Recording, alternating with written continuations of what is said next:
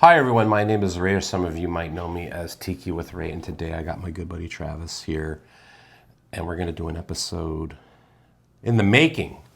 How long have we been talking about doing this episode, Travis? Since the closing of the place we're going to talk about back in 2023. It's been a long time. It has been a long time. Too long. We're talking about the best tiki bar in Minneapolis. And actually, I mean, out of all the tiki bars I've been to across the country, it is probably still one of my favorites. Yeah, no, for sure. I mean, we're talking about Suzi's in Minneapolis. Suzi's. And sadly, as we speak, it's been closed now for how long? 2 years. It's been 2 years, and they are literally doing auctions now. Yeah. For this stuff. And unfortunately, all you're finding is like kitchenware. Well, they had a massive enterprise, and towards the end, 2 large working restaurant bars. So you can imagine with their kitchen stuff, they had quite a little bit when you remember the size of the dining rooms themselves. The place was huge. I mean, it was 2 floors. Yep. It was a big space. 2 floors full on tiki. I mean, head to toe. Uh-huh. And then when you think about the summertime they had the patio. They had the patio, which, doubled the space, quite literally. Where do we start? Let's start so that people who do not know anything or very little about the place can kind of get an idea of where this place was coming from. So the owner, Leslie Bach, had a successful store in Minneapolis that my wife remembers. It was a long, successful place called St. Sabrina's. Tattoo and piercing parlor. It was where you went and got your punk rock clothes, your goth clothes, your rave clothes, where you got your tattoos, where you got your piercings. That was the spot. In having this business, something that I read started that, she started hearing her clients, her tattoo and piercing clients, complain that there was not a restaurant that they could work at in Minneapolis, a nice restaurant that they could work at, that, they didn't have to cover up all their tattoos and piercings for. Okay. So this started planting a seed in Leslie Bach's mind, and she wanted to create a space where not only people could,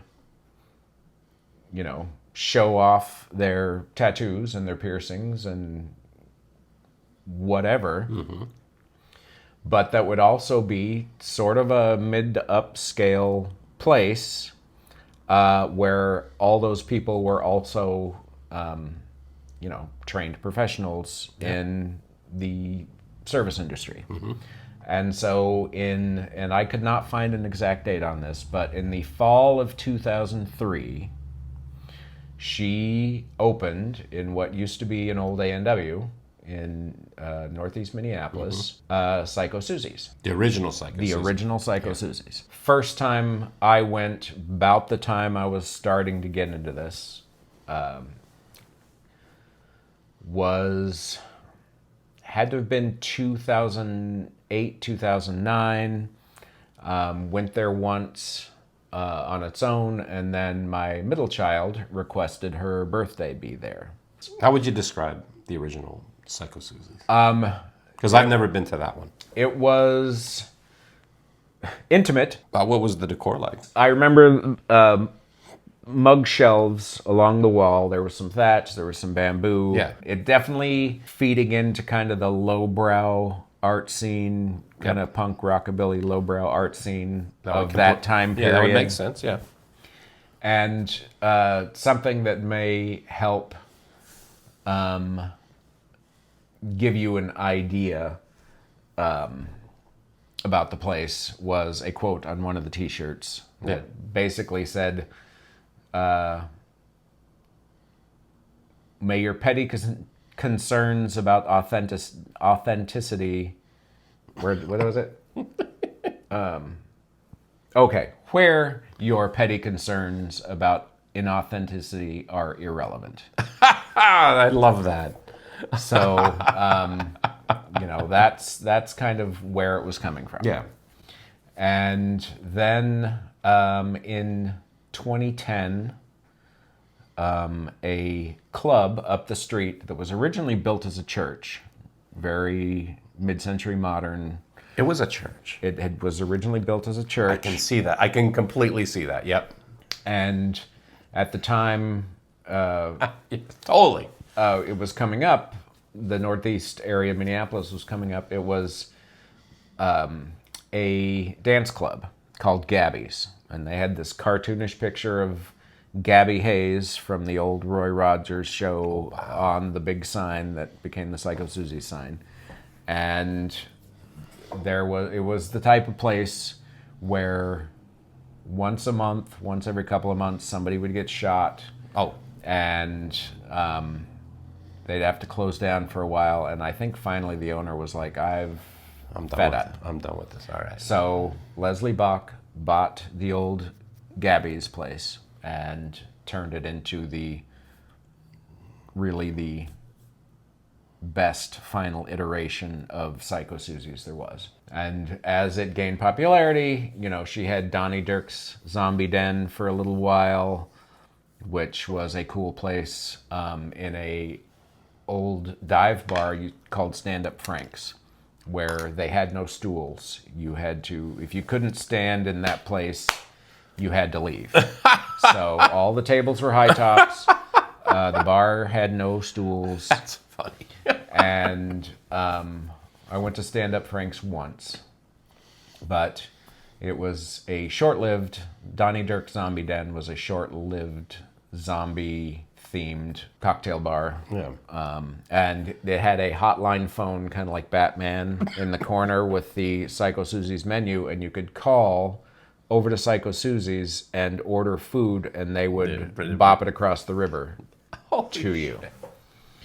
Unfortunately, that only lasted a couple years, and then Betty Dangers happened. Yep. So, and it became Betty Dangers took over what the original A&W Psycho Suzi space was. And describe Betty Dangers, because It was maybe you could probably do it better than me. It was kind of a themed like a sort of punk rock country club. Yeah.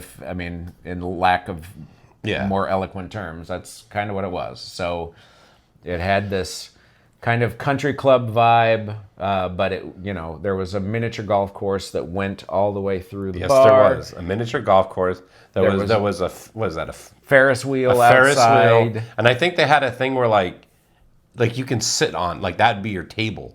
Is like you get into one of the things, You could have your drinks on the Ferris wheel. And I think it like went around and like you're on it. It was like a time, like you're on it for like an hour, and then like you get off. Didn't they have like all you can drink margaritas or something like that? Yeah, they were big on the brunches, and I had an incredible jalapeno margarita when I was there. I wasn't on the Ferris wheel, but I had a table inside. And what I really liked is that like the menu was like a book. Yep. I've never been to a place like that. I mean, the closest thing that comes to my mind is like the Madonna Inn. Yeah. But that's not. But the thing about the Madonna Inn is like that place is like organically, it is what it is. But this is like an intentional, just like you said, kind of like this like punk rock alternative wink nod kind of place. Mm-hmm. Yep. Let's get back to Psycho Suzi's. It's like it was a pretty big place. You walk in, it was a giant like waterfall, like right there, and then to the left was the gift shop. Yep. Had a gift shop. And then you were kind of like it was like almost like a bi-level kind of building. Yeah, it's split. So like then you go to the right, you either go upstairs. And the upstairs was only open on like Fridays and Saturdays and Special kind of events and special stuff. occasions. And that was I believe the Shangri-La Cocktail Lounge. And it had 3 bars in it. Yeah. It straight ahead. Ballroom size. Yeah, you had the Forbidden Cove, And then on one side you had Ports of Pleasure. Yep. And then on the other side you had the Shrunken Head Bar. Yep. And that was also where they had live music. So you had bands like Exotic A Go-Go play, and the Intoxicats, and people like that who played there quite often on the weekends. Almost a house band type of thing going on. And then the downstairs is kind of like the main bar. Main dining room There's bar. the bar. And then that's what opened up out onto the patio, which overlooked the Mississippi River. Yep. There was actually boat access. You could drive your boat and dock it down there and go up to the bar. It was a big place, and it was covered in tiki decor, head to toe. So, this was originally, as maybe I started saying at the beginning of this, originally going to be kind of a memorial. I don't know. Talk about my meager Psycho Suzi's Tiki mug collection. Talk a little bit about Psycho Suzi's, and now we'll talk about how much we miss it. When we talk about mugs, at the time I was getting into Tiki, and this place was going up. Getting popular. Their original selections of mugs were basically the stuff you could get en masse online at the time. Yeah. Basically the cheaper versions of things like this, nothing special, but when you are still learning and what you perceived at the time as a tiki desert, this is where you got tiki mugs. And they were pretty cheap.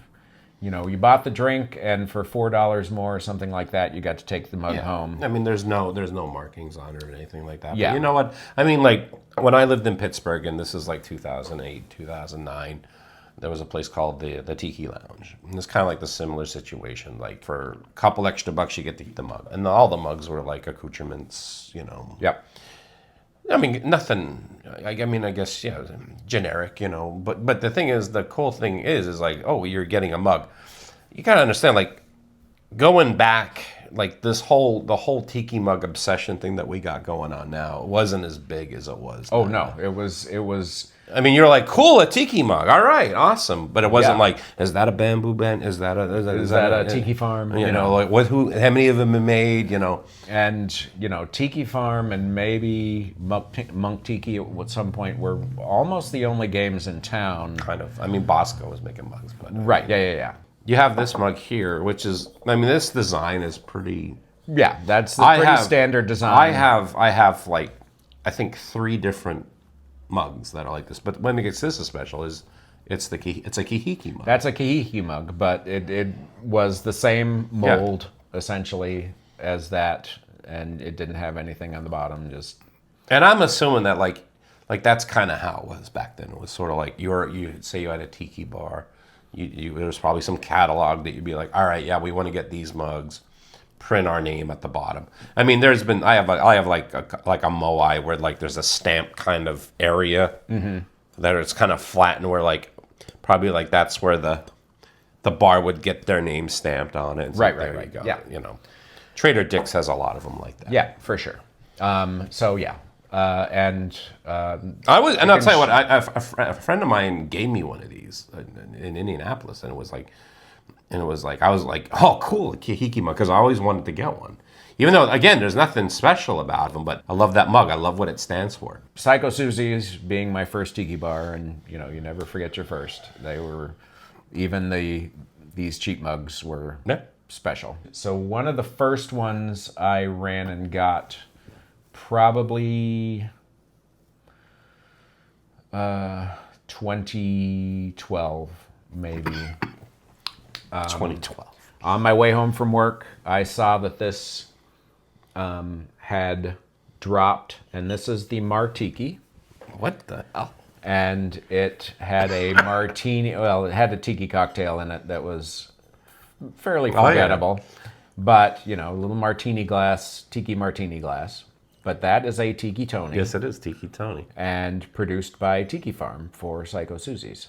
And so I went right up, and it was spring, and I sat on the patio bar and enjoyed my drink and took it home, and that was, one of my first ones, special ones that I got. Then my second one I picked up in the gift shop was this shrunken head, designed by Piz for Tiki Farm. Yes. And I think it's from 2011, because if you got the Tiki Farm catalog / magazine, they did a whole write-up, I guess, on the making of this back in 2011.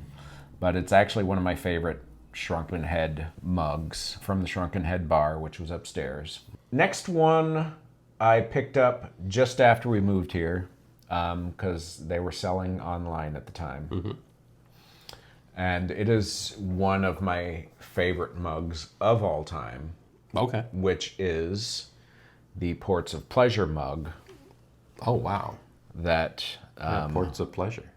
And it's a ship. For the Ports of Pleasure bar. That was designed by a lady named Carolyn Kopecki.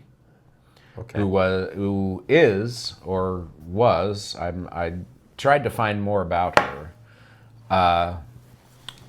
Minneapolis artist. Yeah. Born in St. Paul, worked in the Minneapolis art scene for years, did all sorts of stuff, did designs for a company called 180 Degrees, which was sort of a gift shop type store in Minneapolis, where a lot of the stuff was, I believe, locally designed by local artists that they would then produce. So this, says on the bottom, Ports of Pleasure. 180 Degrees. That was the company that wound up producing these. Excuse me. And yeah, that is just one of my favorite mugs, favorite sculpts. Wow. And that was one of the bars upstairs, right? Yes. Another one, also designed by Carolyn Kopecki, also through the 180 Degrees that's a gift store, is the Leilani Fireball. This was one I bought since then, just to pad my collection. Let's go into my favorite mug now, which is the Psychotic Suzi. Yeah. This was the first offering in 2009, I believe. And, I'm there, like I said, there's somebody out there who knows vastly more about all this than I do. And if you do, put it in the comments. Like and subscribe. Anyway, the Psychotic Suzi. Yes. From 2009. This is the OG. This is the OG. This is the one. 2009. I think the original branded 2009. Tiki Farm mug for Psycho Suzi's. Wow. And I actually really liked the drink that came in the Psychotic Suzi. And so this technically, aside from a couple of the El Cheapo ones that I picked up before then, technically was my first Psycho Suzi's mug. Yeah. Now this was kind of like mass produced, right? Like they made this one for a while. They made this one for a while. 2009 to 2016, I believe. Wow. Okay. Yeah. So it wasn't like a.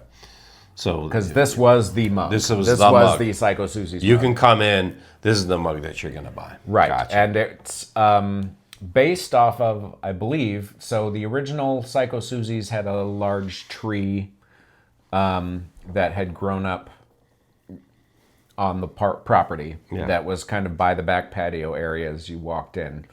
And someone had done a crude chainsaw carving, tiki carving, into the side of that tree. And it's very reminiscent of this. So I think when they did that, they based the mug off of that chainsaw carving. And I think it eventually moved over to the new space, new Gabby space at some point. So that is the first of 4 glazes for that. Yes. The second one I do not have, but I would love to finally get my hands on one, was the bone white glaze of that. which went from 2016 to 2018. Our friend Candace might have one.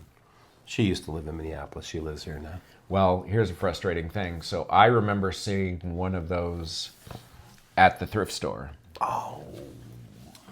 Here. No, in Oh, Minneapolis. in Minneapolis.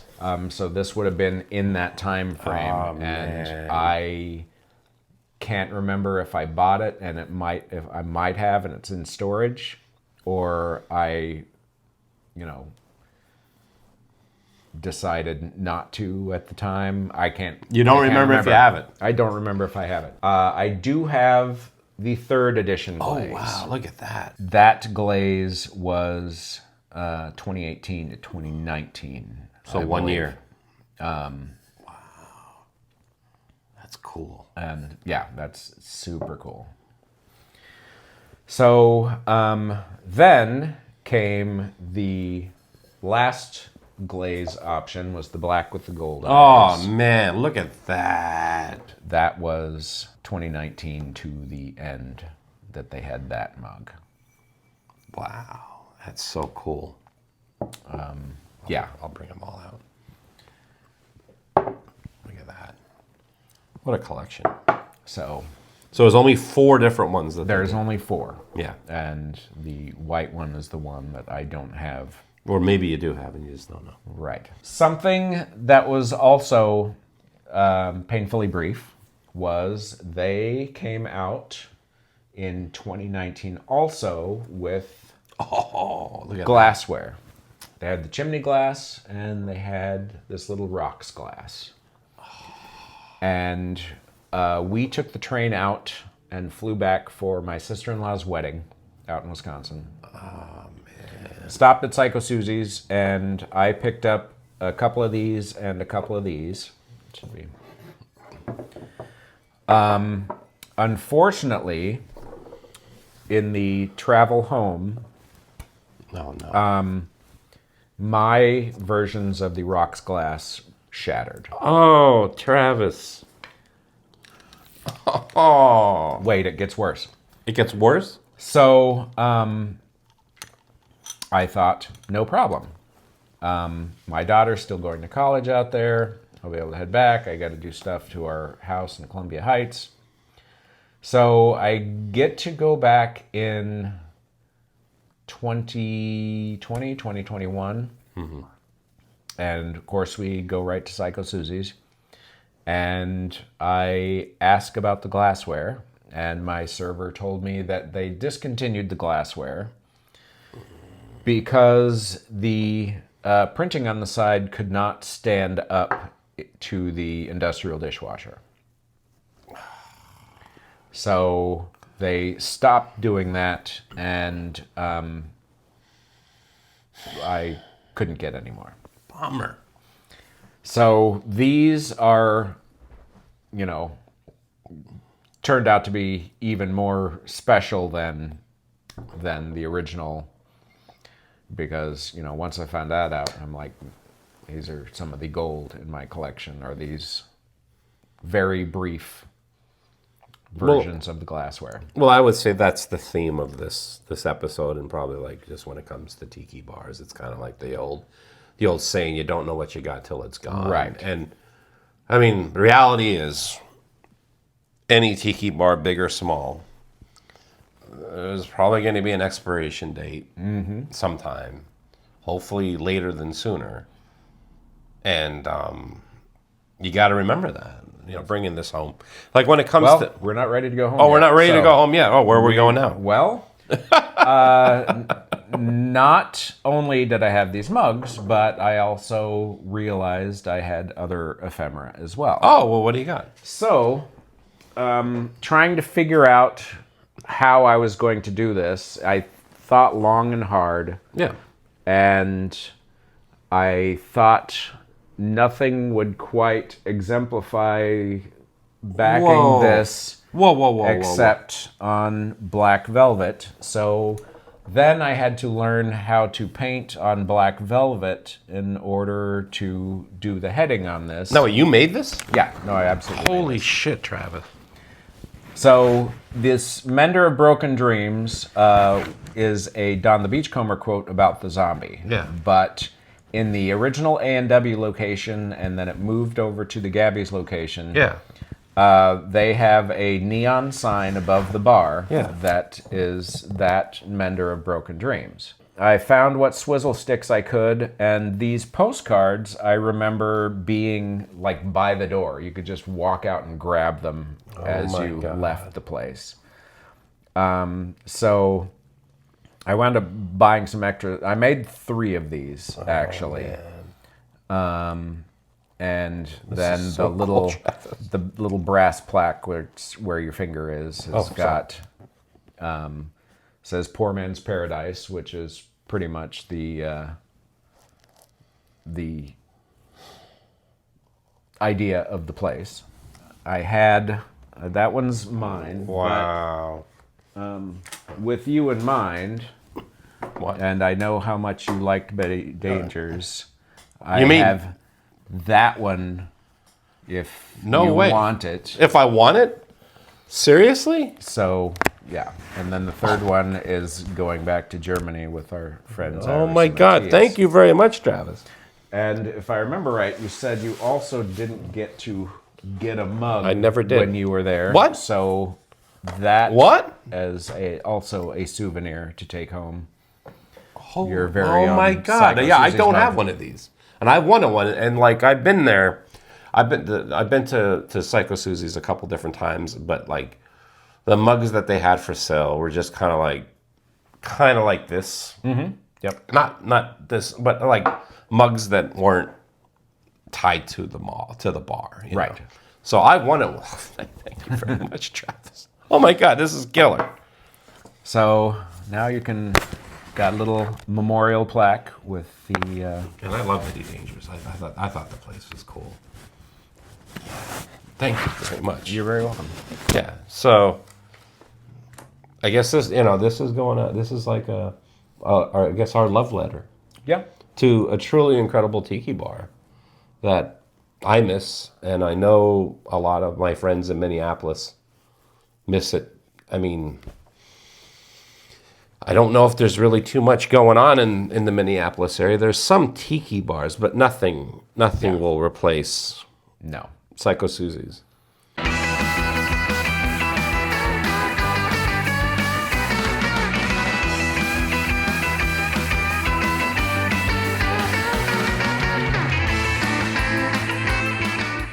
Want to support the Tiki with Ray show and look cool doing it at the same time? Then head over to tikiwithray.com and buy yourself a Tiki with Ray shirt.